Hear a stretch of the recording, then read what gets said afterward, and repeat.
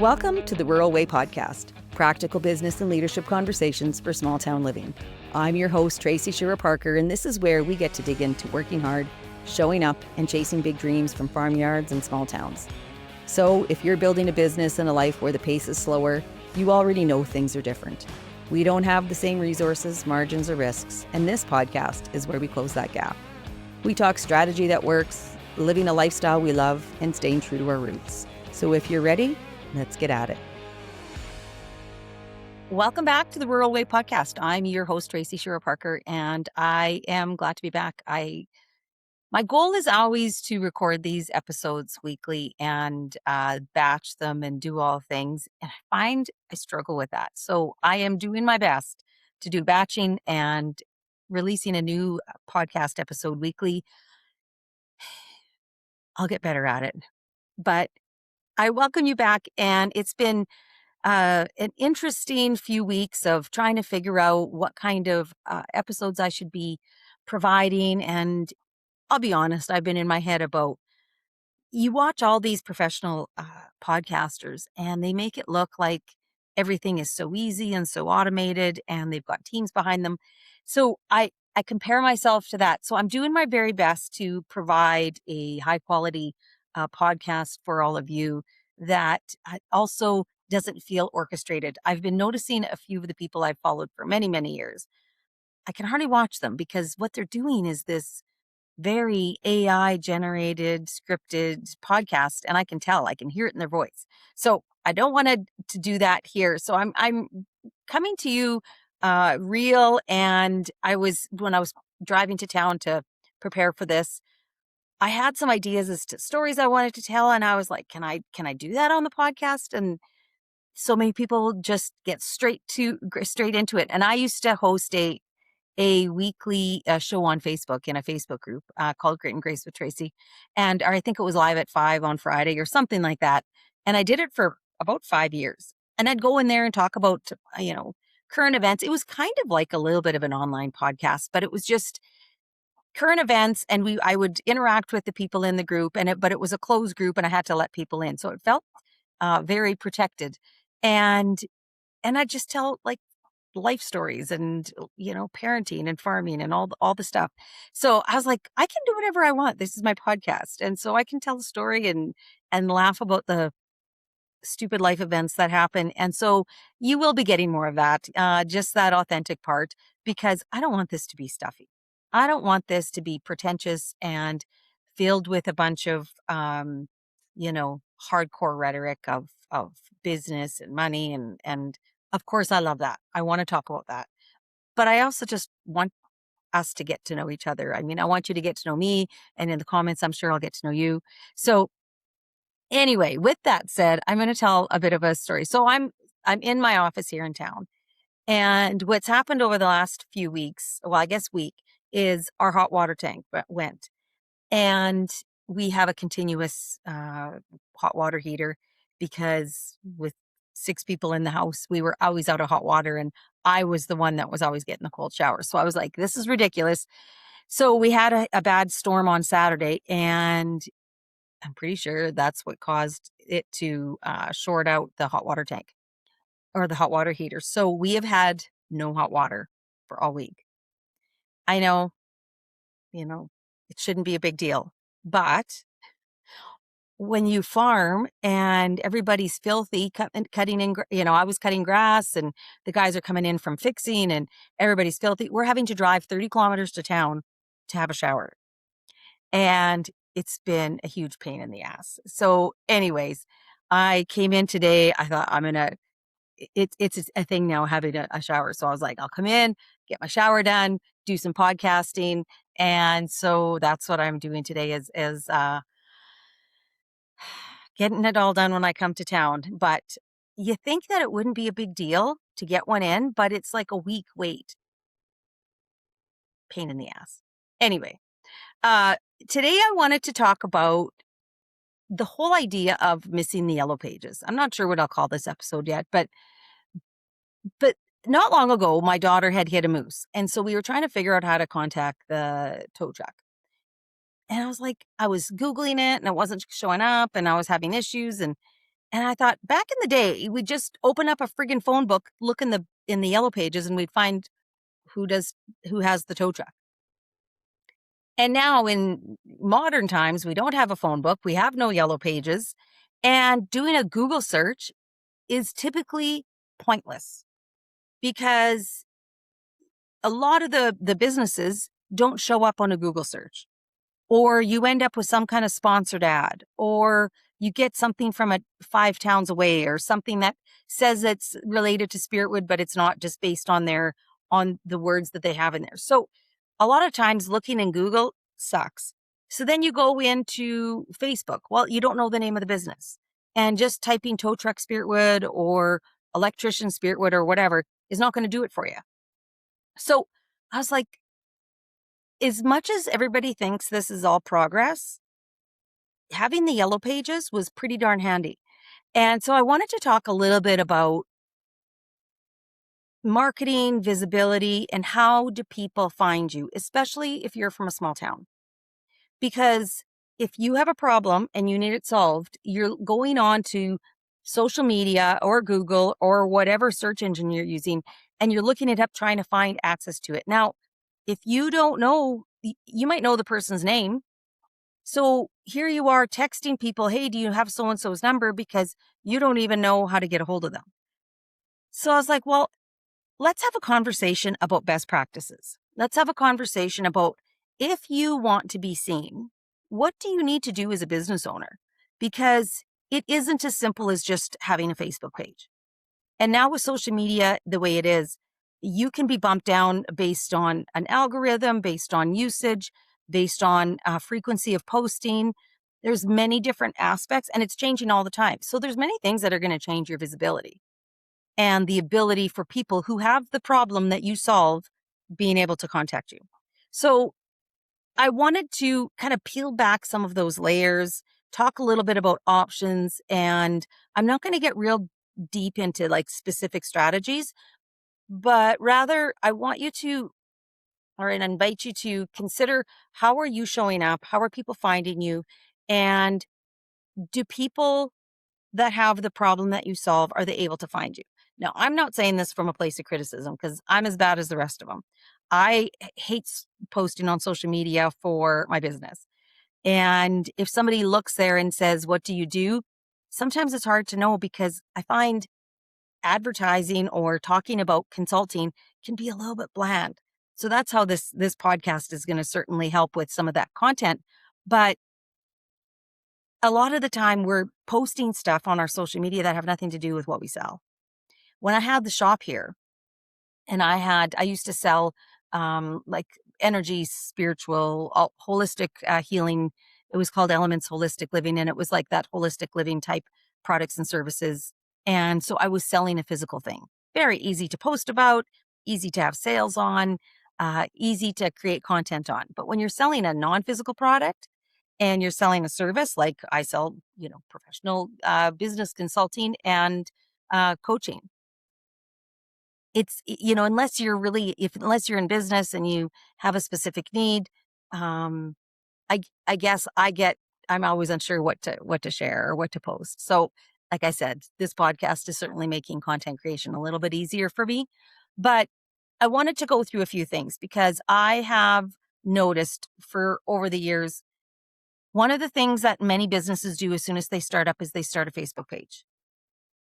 And there's all kinds of issues going on with how they're started. So is your page a page? And can I see what services you have?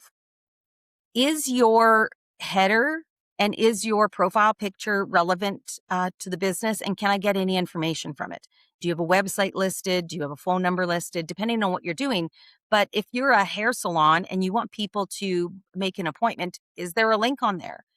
Is there a cell number on there for them to text to? Do they know? Is there instructions how to do that? How to get a hold of you? Now, if you are sharing links to your website, it will get lost in the algorithm. Most websites that are, so for instance, if I share my consulting website on my social media page, in the main post, Facebook will not share that. So you have to then put it in the comments, and do people know that? there's a lot of challenges. And I mean, there's a lot of pages that I follow that I never see a post from. I'll be like, especially the local stuff. I was like, well, I didn't see that. And I look back, am I still following the page? Yep. It doesn't show up, or it didn't show up in that moment when I was on social media. So Facebook and Instagram are ways where people will check out, they'll verify your business through that venue, but they will not typically find you that way unless you're doing paid ads. I'm not going to talk about paid ads here as far as visibility because, for the most part, a lot of small town businesses, Main Street businesses, and your trades are not going to be using a Facebook ad to get people's attention. A lot of people who are using social media and Instagram for their small town business, um, they don't post frequently enough. And again, I get it; it's a pain. One of the things that has helped me and that is helpful is using the professional dashboard. I think it's called the professional dashboard. I'm second guessing myself now, but it's where you can go in and schedule your posts. So you can schedule Instagram and Facebook together. You can schedule some stories. You can do all that and just, you could do it on a Monday morning or get your kid to do it Sunday night and schedule it for the week, and then you don't have to think about it. So that is a way to use social media for people to find you. But also make sure that you do a quick audit of your social media presence and make sure that all of your keywords are there, the description is there, all the areas where people can find you is there. So I see that there's some, there's a local business here, and it's a meat shop, and he's doing contests all the time. So people are constantly sharing his posts, and that is increasing engagement. And then the social media algorithm says, oh, this is a relevant page that is getting lots of traction. We're going to put it in front of people. And so his page is getting lots of traction and people are seeing it. So those are just some things to consider. Uh, and just ask yourself, is my Facebook page driving any traffic to me?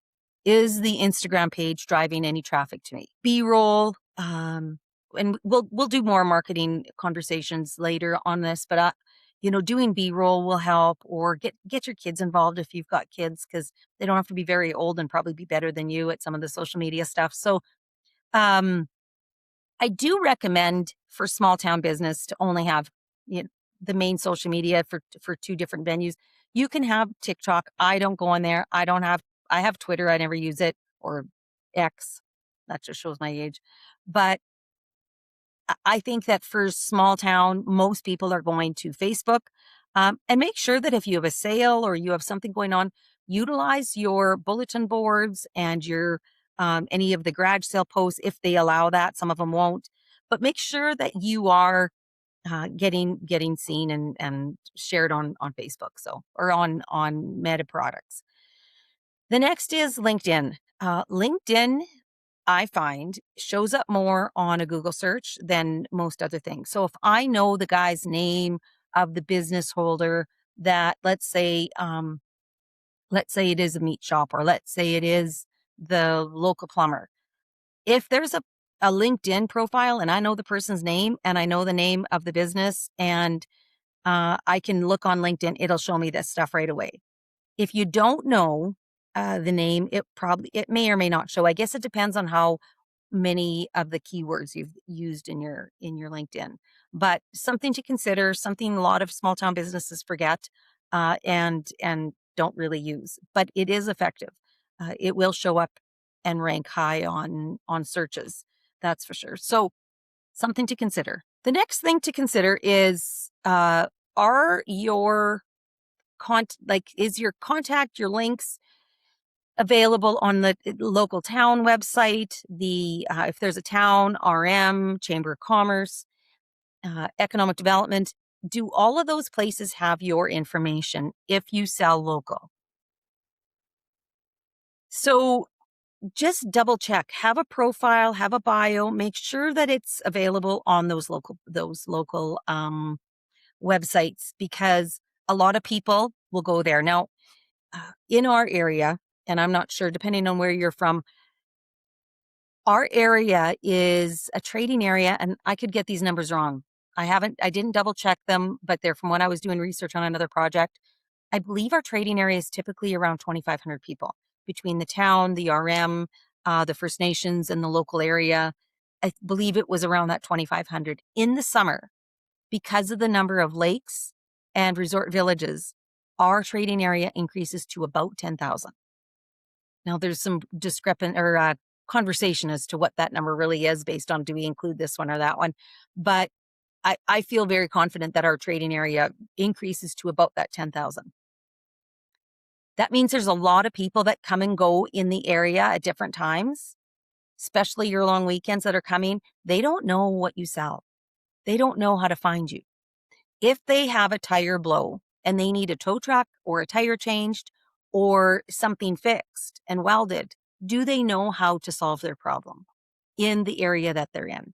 And so that is a question that you have to sit down as a business owner and ask, how are people finding me? If it's cold traffic, which means they don't know who you are and they've never used your service before, but they have a problem that needs to be solved and you are the answer, how are they finding you? What what are they searching online? What keywords are they using? So make sure that you're stopping and asking yourself, what are the things that they're going to search for? Do I have those words and phrases in my social media, on the website, on the bio that's shared with your local town, whatever it is? Make sure that you're using those words because that's how people will find you. And I guess the next obvious one is, do you have a website? Now, it used to be that everybody that was, wanted to have a website. Then people started to get away from it because websites got so expensive. I think now with AI and the different website platforms, you can have a website in a couple of days. It's not hard to do, and you could probably do most of it yourself. Keep it simple, straightforward. All people need to do is be able to find you. So a website's a good idea, but it's only a good idea if it actually has any optimization. So SEO, search engine optimization, is something that you're going to have to consider because I made a website for, this office gets rented out as like an Airbnb type thing. It's just private, but we didn't have any place for people that are coming into the area for business to stay at. So I thought, oh, I'll just rent it out by the night. And I did my own website. And it's called, and if you're wondering, it's called stayspiritwood.ca. And it was not registered on any search engine. I could not get it to show up. Now, I don't know if it was a mistake I made. I don't know if it was just the way I did it in WordPress, that I had, screwed it up. I'm not a web developer. It could have been me. All I know is that it was not showing up. And I had the address. So unless you typed in the exact address, when I just searched motel, hotel, Airbnb, Spiritwood, it was not showing up. So I did a bunch of work. I think it's showing up better, but I know that most websites are on page 5, 6, 10, 20. Like there's just so many websites out there. Make sure that if you have a website, you have relevant information and you check it at least monthly to make sure that everything's working and everything's functioning. Often plugins won't work or something gets updated and it's no longer functioning. So update it, go in. If you have somebody that can create a quick blog post with different keywords and make sure that, like, if you did a blog post once a month and just had those keywords in there and posted it, it keeps it relevant within the search engine optimization. Again, I know that for most of you, you're going to say, Tracy, I am not friggin' doing that. I am not writing blog posts, or I'm not, you know, going to have a website. Or if you do have a website, it's like I put it there like it's like a business card online and that's it. I'm not doing anything more. And that's fine if that's okay with you, but just know that if there is somebody that is not familiar with what you provide, will they find you? Will they click to the page where you rank in that Google search?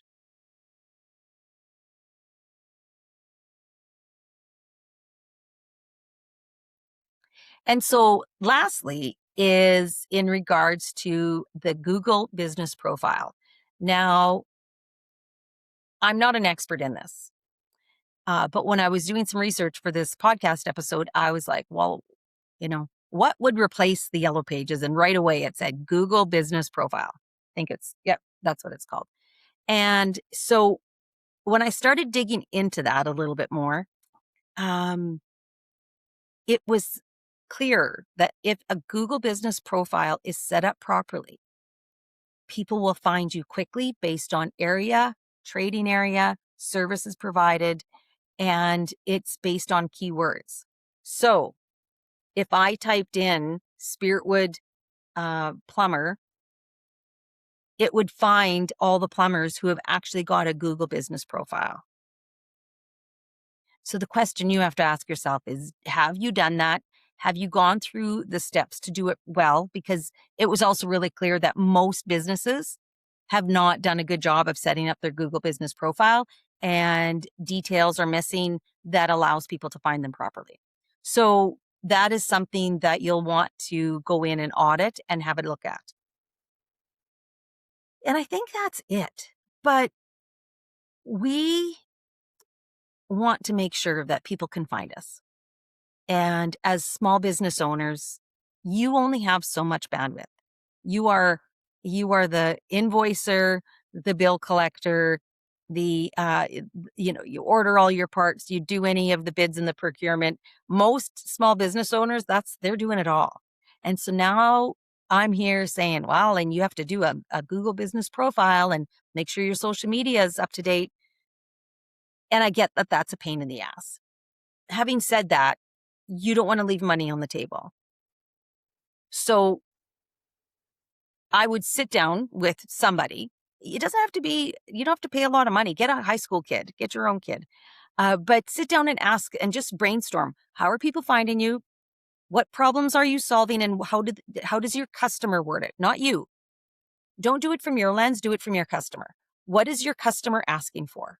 Use those words because that's what they're searching for. I'm going to do another episode that talks about different ways that you can actually check with Google and check to see where things, what people are searching for. But for the purposes of this podcast or this episode, I wanted to just make sure that, sit down and brainstorm, first of all, find out what can I post about? Think of some ideas and do it way ahead. Like only do it once a quarter if you have to and get somebody else to do it and schedule it out. And it doesn't have to be fancy. You don't have to try to be some, you know, guru on Facebook. You just have to have some frequent posts and some pictures. So carousels work very well. People are really Facebook measures the amount of time that they're on your profile, and so if they are clicking through a carousel, they're actually optimizing very well right now. So a carousel works. Get 5 pictures of, something that you took out for a job, or take 5 pictures of the building, or like I said, B-roll, anything. It doesn't really matter, but just make sure that you're doing something at some type of cadence, weekly, every 2 weeks, once a month if that's what it takes. But just find some cadence with it and decide what you're going to post about. If you can get something that's shareable, that's even better. So I think that's it. But we get very lazy as marketing in our business for a small town because everybody makes the assumption that everybody knows who I am. They all know what I do and they know what problems I solve. And that's just not true. First of all, a lot of new people come in and out. Anybody that's tourism, that's to and through. And a lot of people just forget, or when they do need to find you, they don't know how to get a hold of you. So some things to consider, some things to sit down and talk about with somebody. It's best if you don't do it by yourself. It's best to brainstorm with somebody else. So if you have an employee, or sit down with your spouse, or like I said earlier, your kids, they will have ideas about it, and then just make a plan. But remember that the yellow pages, unfortunately, are a thing of the past. Now, if you are young and you're rolling your eyes and you're like, oh God, like yellow pages, I wasn't even alive when there was yellow pages. It really was simple. You grabbed the phone book, you looked at the back, it was all indexed, and you found exactly what you wanted. I guess the only bad part was that you only got your name in the yellow pages annually. So if you started your business and it was in between releases, you just had to wait. So I guess there was certainly that sense of immediacy that is changed. But sometimes it's really hard to find a business, and you don't want that to be you. So do an audit, sit back and ask yourself some questions, uh, get your best customers and say, what would you Google search, and just start to brainstorm and then audit to make sure that that's actually in the copy of your social media, your website, and anything else. Oh, and before I forget, I'm going to just quickly talk about this. I might do another episode about this, but I don't want to forget this. I was literally on the way to town listening to a podcast by Dan Kennedy. Now, I'm not sure if you know who Dan Kennedy is, but he's like the godfather of marketing. And if you followed anybody like Frank Kern, Dean Jackson, even Pagan, Russell Brunson, they've all worked closely with Dan Kennedy. And he was talking about the value of direct mail marketing. Now, that means that you're taking a piece of paper and put it in people's mailbox. And if you live in Canada, there's a thing called ad mail. Now, it's still not like super cheap, but it's not terrible. And you can get directly in the mailboxes of people, and people don't get mail anymore. And so it's kind of a novelty. If you have something that you're trying to promote, don't be afraid to try some direct mail and just test it out. Do some testing with coupons that you mail out, or a sale or something. But it's worth a try. I think that we have to be flexible, and we have to be willing to go back to some grassroots and balance that new innovation with old grassroots approaches, and just test and see how it works in your market. So that's it. That's it for today's episode. I hope you enjoyed it. I hope it gave you a nugget, and that you're able to implement a little something into your business to help people find you, and ultimately that you make more money. So that's it. Take care, and we will see you in the next episode. Bye-bye.